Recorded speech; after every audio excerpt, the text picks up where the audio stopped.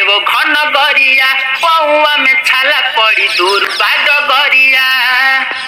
जाए जाए कोइले बाड़ू देवो घन गरिया पौआ में छाला पड़ी दूर बाट गरिया रहिया में तोहरा से चलल न जाई तू तुमान हम प्यारी पिया चल लेके गाड़ी बहरे जल ढारी। ये लड़की का लाइन है। पिया चल लेके गाड़ी बहरे जल ढारी काहे पिया हमारा के करता रमाना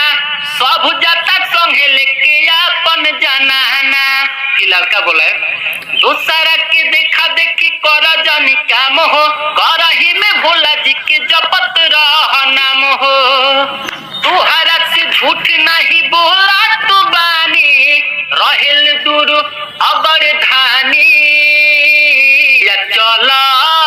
लेके गाड़ी कहरे जल ढारी पिया चल